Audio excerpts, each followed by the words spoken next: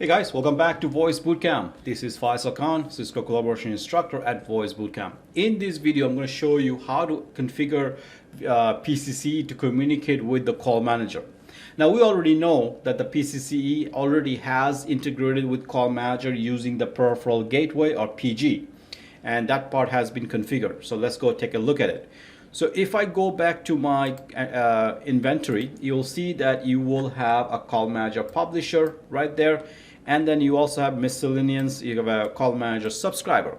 So both pop and sub are already into my inventory. Now, however, call manager publisher is giving you an alert. So if you click on this alert, it will tell you that there are certain things that needs to be configured before you go ahead and do anything else. For example, you need to enable certain trace level according to PCCE, although it's a warning, not a mandatory. You must have a CVP SIP trunk from the call manager to the CVP server, and make sure that you create at least 2 CVP separate SIP trunk, not one trunk with multiple IP address. So create 2 separate CVP SIP trunk and then use route list and route group to route traffic to those CVP. Now we only have one CVP server, so we can only use one. You also want to make sure that call manager support allow the domain name to send traffic, meaning, well, rather than configure what they call is a fully qualified domain name in your call manager.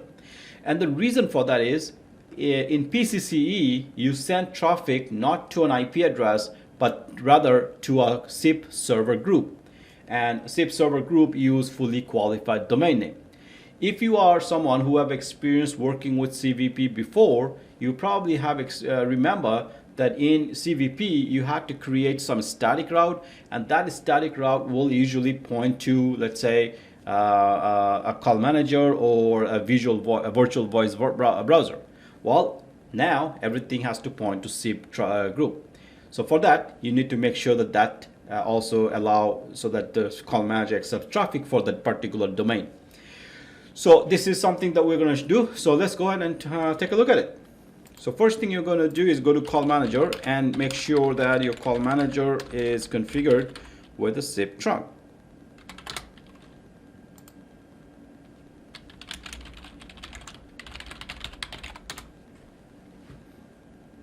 Okay, so first thing I'm going to verify is, do I have a SIP trunk to the call manager?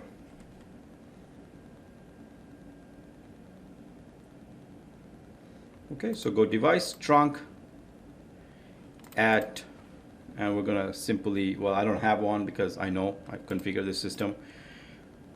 Let's click next, and we're gonna call this, let's say, CVP-A. Even if you have CVP-B, feel free to add that particular trunk if you like. Default, make sure you select this option, run this server on all the server. This way it will continue to run on publisher as well as subscriber. If you have any calling source space requirement, feel free to select that. And here we're going to provide the IP address of our CVP server, 52, SIP security trunk profile, and SIP profile. Okay, so you save.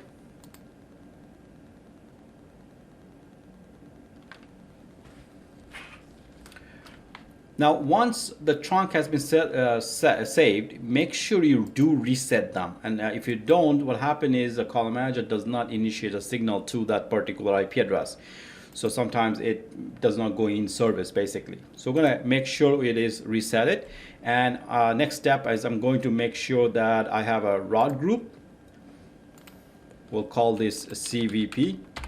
And if you have a second, I'm going to add the CVP-A. But if you have a CVP-B, you can then add that as well into this list. That's how you achieve redundancy. Well, I would probably add a CVP-B into CVP-B route group. Okay. So I'm going to call this CVP-A RG CVP-A. Now I will then create a route list, which is going to select RL CVP, and we're going to make sure call manager's default, and we're going to make sure CVP-A is my first choice. I'm going to click on add route to the group. I'm going to add CVP-A as my first choice. I'm not going to do any sort of digit manipulation at this moment.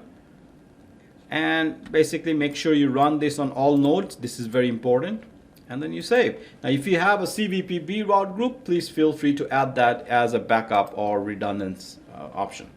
All right, my route group is created. Next step is I must create some route pattern. Now question is what pattern should I use? Okay, for this what I would recommend you to do is first go to call manager and PCCE SPOG interface. From there you're going to go to call settings, and then you go to IVR settings. Oh, sorry, not IVR settings, my apology. Routes miscellaneous. So when you're in the miscellaneous about on your call routing, you go to main site and you'll see these are the label that you must configure. And for the call manager, it is using this particular label. For CVP, it is going to use this particular label. So what I'm going to do is that I'm going to create a route pattern in call manager with that 888.1111. And I can only configure one in the entire system. That is where the restriction for one particular site. So I'm going to copy that, and then you're going to go back to call manager. You're going to add a route. So that is a label that is going to be returned. So I'm going to add this route, and then I'm going to put the exclamation mark at the end, which will contain the correlation ID. Very important, okay? Now correlation ID usually could be 1 digit, could be 2 digit, could be 3 digit, depending on how you have configured your system. Now I don't really care how many correlation digit it sends me, because exclamation mark will cover as many number it comes in. It might cause a little delay, but we're not going to worry about this at this moment. Here you'll see the route list called CVP, and you're going to save that. So this will establish a SIP trunk between the call manager and a path between the call manager and the CVP, which is very important. All right, so now once this is done and synchronization take place, you can go back to your PCCE SPOG page, and then you click on inventory again, and at some point you should see this alert basically disappear once the synchronizations take place. You do get an alert on CVP, so let's take a look at it. It's telling you the CVP must have certain configurations as well configured, basically the route. So which I'll show you in the next page. So right now what you have, you got a SIP trunk configured from call manager to CVP. Well, if you have both side A and side B, you'll create two SIP trunk, one for side A, one for side B. You're going to use a route group to point to the CVP trunk, both A and B respectively. And then you're going to create a route list pointing to the CVP route group. And then finally create a label, a route pattern, matching the label that is coming in from the CVP, or sorry, my apology, UCCE, when a customer calls comes in.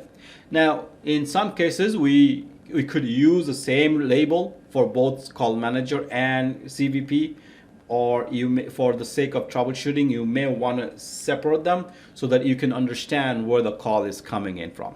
But it is okay, most likely, to use similar label. All right, so now that I have done my call manager, at this moment, next step is how do I route calls from the call manager to the PCCE? Well, for that, I must create an application, a route pattern, CTI route, sorry, not route pattern, CTI route point. So what I'm going to do, now usually you can send the call from call manager to PG to UCCE, or you can send the call from call manager to CVP, and CVP will send the calls to the UCCE. In either way, we're going to right now create a CTI route point in call manager. Make sure it is not there. Okay, so let's call this help desk.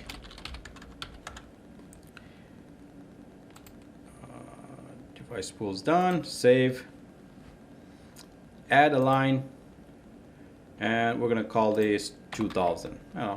Help desk number. Save and save again. And next step we're going to do is going to go to the application user. This is the user account that PG is using to communicate with the call manager. There is a specific application user called PG user, which was created by the PCCE deployment. So I'm going to select that, and I'm going to associate that particular help desk into this. I'm not going to touch anything else, and pretty much that's all I really need at this moment. All right, so now that I have done my call manager integrations with SIP trunk and everything, I have my CTI route point. The customer is going to dial 2000. That call will go to PCCE. Well, in order for PCCE to receive that call, it must have equivalent number configured as a dial number. Well, before we configure a dial number in PCCE, what you want to find out, what type of call manager PG is being identified. So if you go to peripheral gateway right there, you'll see that all your PGs are right there. So this is your call manager PG, this is your VRU PG, which is CVP, and this is for a media ring PG or MRPG.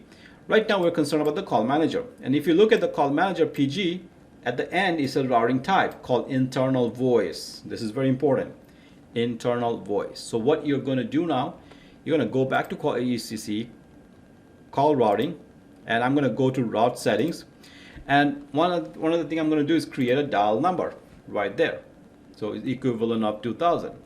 Now when you create a dial number, it's going to ask you for a call type, which is very important. So you click on call type. First we're going to create a call type called voice CT.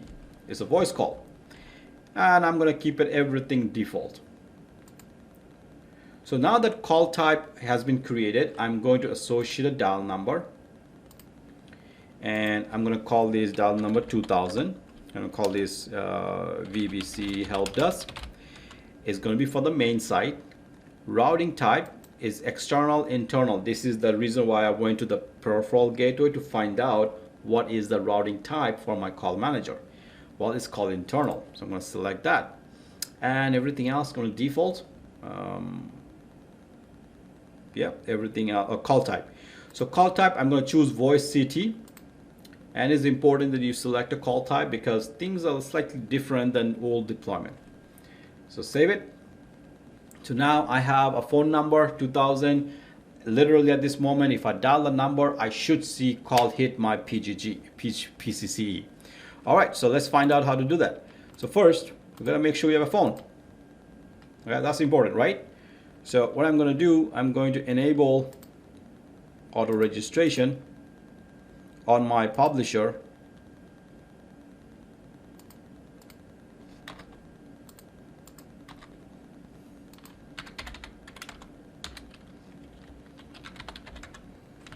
Okay, I'm going to enable auto registration, and I'm going to actually register a phone. So I have this software phone that I use, and I'm going to change the IP address of call manager, and I can use the same MAC address, is fine. Okay, so I got two phones that should be able to register now. If I go to phone 1, which is basically an IP Blue software phone that we use that allows you to have 8 phones in a particular PC. It may take a little while for the phone to go through a registration process. Now, in order for this registration to be successful, please make sure the firewall on this PC is either disabled or allowed for this application to register.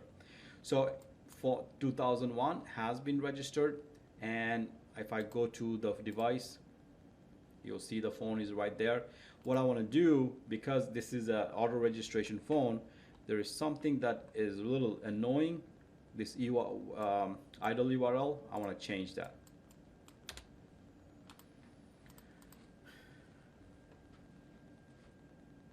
Okay, so I'm going to save that,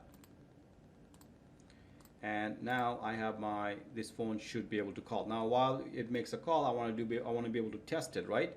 So what I want to do is I want to go to my admin server, and in administration tools you have something called router log viewer. So you're going to open that, and you're going to click on connect. Obviously there's nothing in there. I'm going to just dial 2000. Now before I do that, let's take a look at one thing. Let's go to device CTI route point. You see this number 2000 is registered with my peripheral gateway. See, that's 55. That is the IP address of my PG, and it is registered by the PG to the call manager. So that means every time I dial 2000, a signal will be hitting to the PG. PG will send it to the router and a logger, which will then look into the configuration that I've done. Well, let's make the dial. So we're going to say dial 2000. Now, let me tell you, the call will fail, which is okay. So you're going to get a fast busy momentarily. There we go. And I want to see if anything shows up in the log viewer. So when you're connected to the log viewer, click on connect, and you'll see that it tells you that it is unable to schedule a script for the dial number 2000. Okay, so the call failed, which is not a good thing. I get that. But at least we know the call is coming to PCCE, right? So now we are assured that integration between the call manager and the PCCE is working fine. The dial numbers are recognized, though it's not working, but it is recognized because you can see here 2000, and it is mapping to voice CT, but I don't have a script, which is perfectly fine. So that is how you integrate the PCCE with the call manager and make sure there is a trigger to dial the number in. All right, so that's it for this particular lab. And the next lab, I'll show you how to customize the integration with the CVP and make a call.